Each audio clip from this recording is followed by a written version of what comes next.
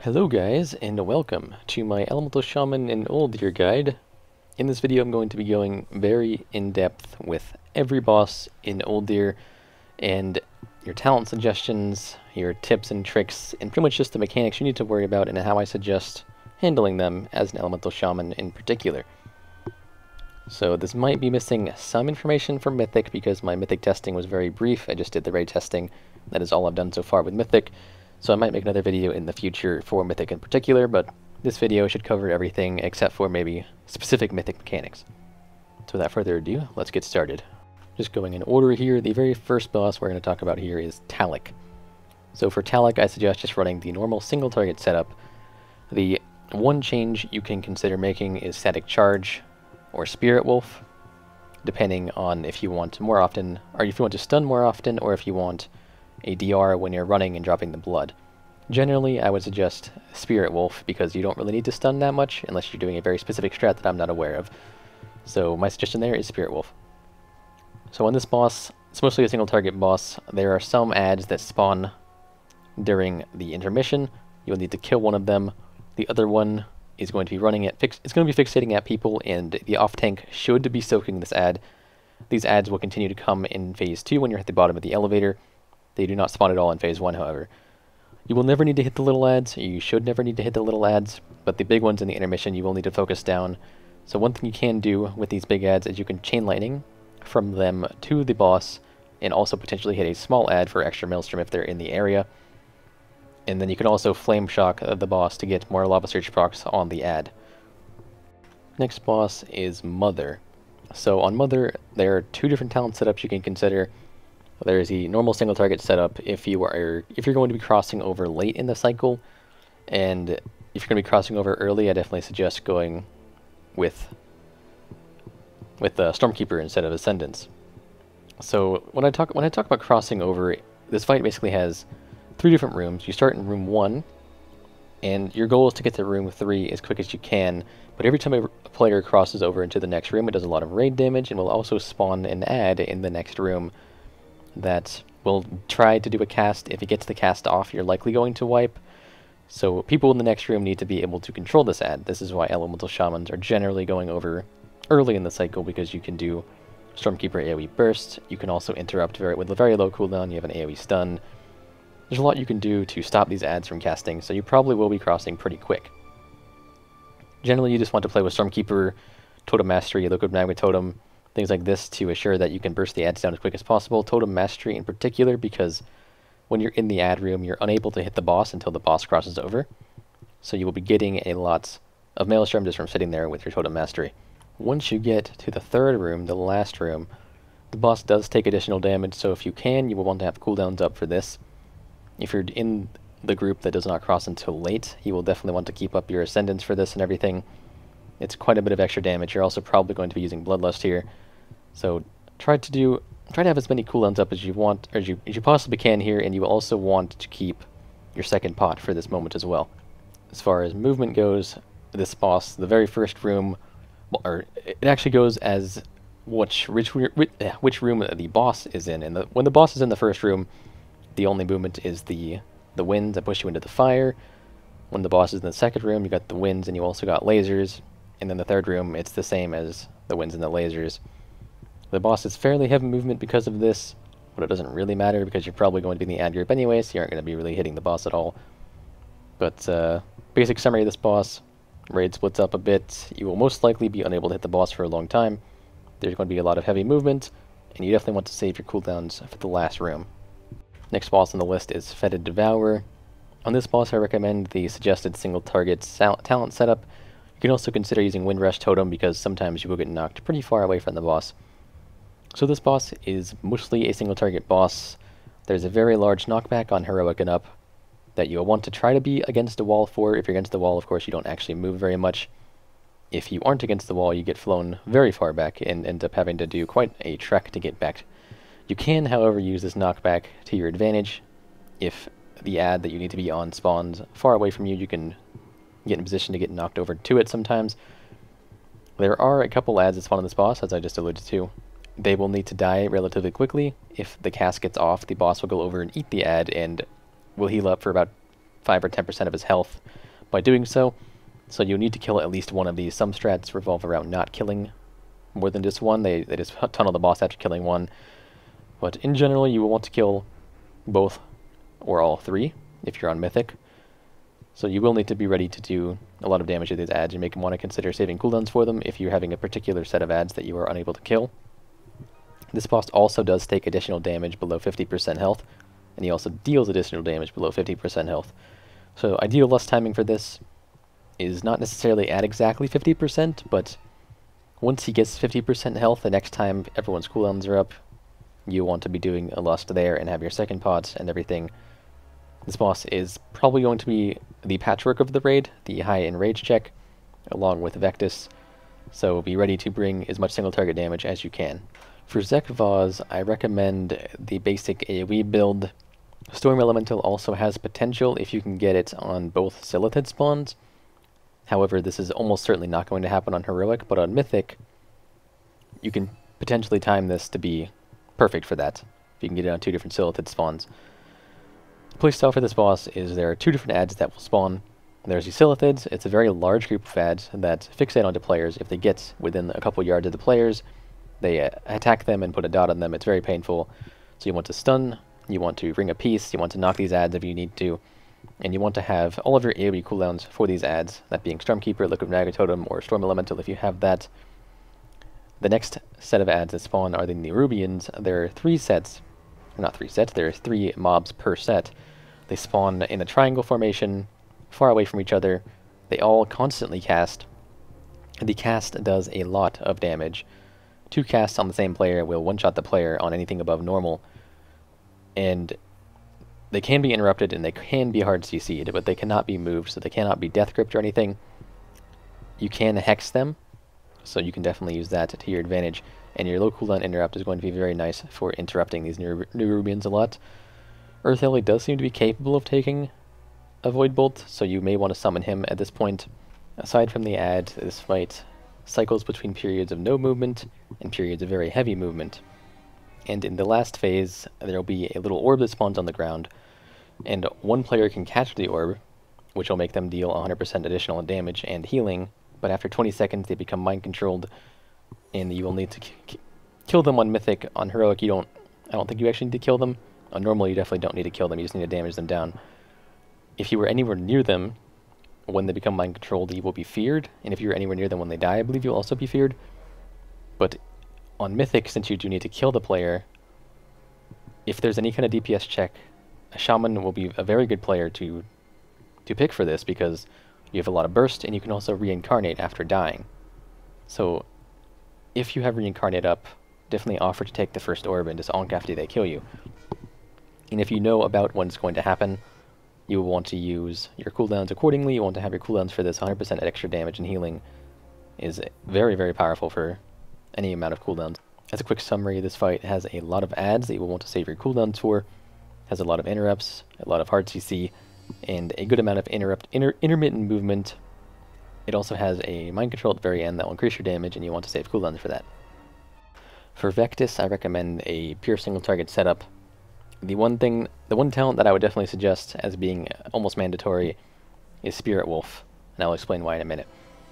So this boss is very close to patchwork as far as movement is concerned. You basically just stand there for the majority of the fight.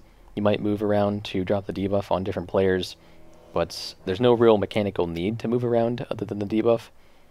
There will be an intermission where the boss will disappear for a while, and you'll need to soak things. You will not be able to hit anything during this intermission. You just need to run around, soak, and dodge little wakes. This is where Spirit Wolf is incredibly good, the extra movement speed and the damage reduction. The only time you will not want to be in Ghost Wolf is if you're trying to cast a heal, otherwise you will want to be in Ghost Wolf the entire intermission. There will also be some little adds that spawn. They spawn somewhat frequently, and they do need to die before another add spawns, ideally sooner than later. So if you can, save some Maelstrom for this. Don't overcap to do it. And I wouldn't necessarily save cooldowns for them because they spawn way too frequently to really actively do that on. But it is something to keep in mind. Zul the Reborn is a very interesting boss. I do recommend an AoE setup on this boss. You can also consider using Static Charge if you want more frequent stuns, or Spirit Wolf if you want to be able to properly soak things that might spawn inside the red stuff. Nice little DR you can use for that and movement speed to get to it. You can also use Storm Elemental if you are having issues with a particular part of the fight and need to be able to burst down the Krogs or something if your tanks are dying. General playstyle of this boss is there are a lot of adds that are often very close together, and only a couple of the adds at a time are going to be high priority targets. There's the Blood Hexers and there's the Crushers. Crushers generally need to die very, very quickly, followed by the Blood Hexers. There will be 2 Blood Hexers. You need to kill one quickly so the other one can be brought in. If Blood Hexers are near each other, everything in the room heals for an unrecoverable amount unless you can knock them away from each other very, very quickly. So you need to kill the Blood Hexer before more spawn. You don't want to interrupt the Blood Hexer until the one inside is dead, of course. Primarily you want to kill the Crusher, though, because if it gets cast off, it can be a problem. So to do this, you basically just Chain Lightning on the Krogs, and use Earth Shock on the priority target. However, if the tank is having issues surviving, you may want to consider trying Earthquake to knock down and kill the Krogs quicker, but that shouldn't be an issue. Other things for this boss, for Ellie in particular, is there are 2 different fears. When a minion of Zul spawns, due to various different mechanics, if it reaches a player with the Fixate, it will fear them. Tremor Totem does remove this fear. You can use Tremor Totem and it will remove the fear from everyone in range. However, if they hit by more than 1 ad at a time, it will apply more than 1 fear, and Tremor Totem only gets rid of 1 at a time, so don't be surprised if it doesn't work all the time. The other fear is only in Phase 2. It's called Death Wish. The boss will cast it, it makes 2 players run towards the edge of the room, and if they get to the edge of the room, they will jump off and die. Tremor Totem does not remove this fear, so don't bother attempting to remove it. It doesn't work. You have to have an actual healer dispel. It also does raid damage, so Tremor Totem would probably kill you if it did work, so probably better that it doesn't work. But all throughout this fight, there is a lot of movement, a lot of mechanics, a lot of adds, and in Phase 2 in particular, there is a crazy amount of movement and a crazy amount of chaos happening. So a quick summary for Zul is it's a heavy AoE fight with priority targets that you will want to Earthshock. There is heavy movement as well, and there's a lot of uses for things like Purge on the minions, and Tremor Totem for the fear, the minion fear only though. So for Mythrax, I do recommend a single target setup on this boss. If for some reason you are struggling to get through the intermission because the caster adds are killing people, you could definitely consider going Stormkeeper to blow them up, and maybe even Storm Elemental if you're phasing very slowly and you think you will have it back up in time for the second phase. You can use Storm Elemental and probably burst down a good chunk of the adds pretty quickly there.